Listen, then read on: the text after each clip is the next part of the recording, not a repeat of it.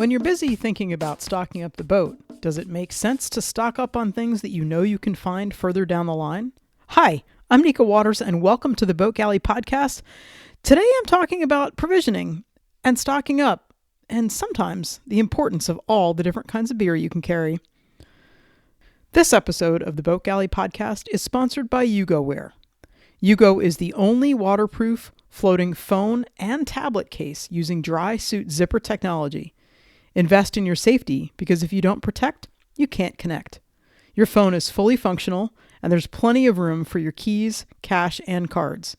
To get the only dry bag on the market with zero phone fails, visit www.yugoware.com. That's UGOWEAR.com.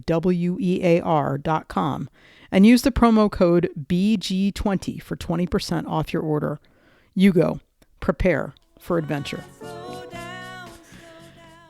Here's a basic provisioning tip for you. Stock up when the stocking is good. Well, I know that I've done a couple of posts about stocking up and actually the importance of not necessarily stocking everything that you can find later on down the line. One of the things that comes to mind for me is flour. I've been able to find flour every place I've gone, and so going and leaving port with 25-pound bags doesn't make a whole lot of sense when I can find it pretty easily at not an outrageous expense further on down the line. But the corollary to that one is that sometimes the stuff that you find in one place is worth stocking up on, even if you can find some version of that same thing a little bit further on down the line. There's another corollary to it, another aspect to this, which is buy it when you see it. And there's a story behind that one that I'm going to have to tell sometime that involves Venezuela and cruiser runs to a local market and hanging out in the supermarket parking lot guzzling wine. It's a great story, but that's not exactly what I'm telling in this particular podcast. This provisioning tip for today is really to remind you that there are local goodies everywhere. Buy local. And no, I don't necessarily mean flour, although if you find the best mill that's grinding flour from fresh, you may want to take a couple of bags of that because you can't find that particular version of it anywhere else, even if you can find flour. This all came up for me when I was in Vermont helping my parents move into a retirement community a couple of weeks ago. And I went and I hit the local beverage discount mart.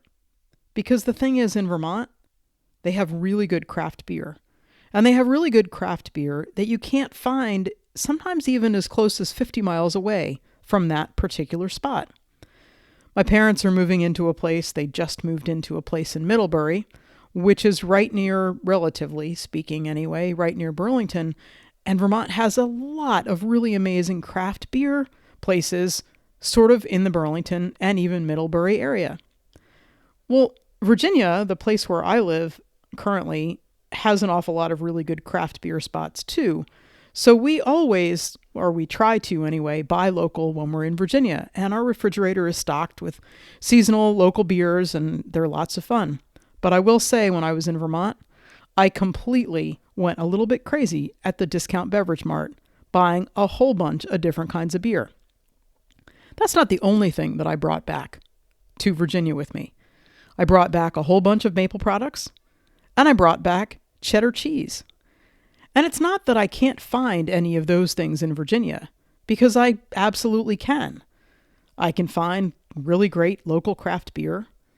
I can find some weird version of maple products. I think there are local maple products, but I'm a Vermont person, and so I really think the only place to buy maple syrup and the only place that maple syrup is good coming from is Vermont. And Cabot cheddar cheese. Cabot cheddar cheese you can find anywhere these days. I think I've seen it at gas stations, certainly in 7-Elevens, definitely at the grocery store in the prepackaged kind of 8-ounce packets. But what I can't find anywhere outside of Vermont, or what I haven't been able to find, is a 3-pound block of cheddar cheese. And that 3-pound block of Cabot cheese has a totally different taste than the small 8-ounce ones. Don't ask me why. And maybe I'm making it all up in my head.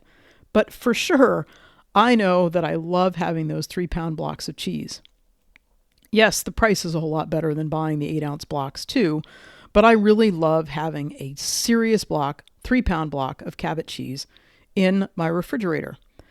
And here's the thing with that 3-pound block of cheese. It comes wrapped in a really, really great, thick, heavy plastic, and it'll last for a long time in the bilge. I keep it in the bilge when we're on the boat, not in the refrigerator until after I've opened it.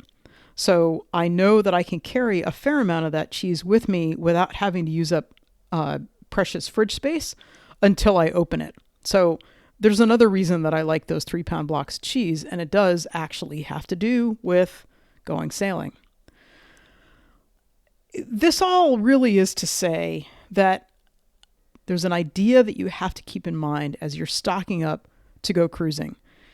And yes, that's that you have to make sure you have the things that you want and enough of them on board to get you to where you're going and can buy things next. The alternate side of that, the other half of that, the other part of that, is that there are some things you can buy in certain places that are just absolutely unique to that place, and you might as well stock up on that local stuff when you have it locally. So what I would suggest that you do is try out the local foods wherever you happen to be. That means that if you're in South Carolina on the boat, you actually try the grits in South Carolina because they're going to taste a whole lot different than those Quaker Oats grits that you can find. And if you're not a grits person, substitute grits for whatever it is that you like a lot of. For me, I will make sure that I leave Virginia with a lot of my coffee from my local roastery. I will certainly make sure that I bring down from Vermont a whole lot of beer the next time I'm up there, which actually, for me, will be at Christmas time. So that's good. I'll be able to restock quite a bit there.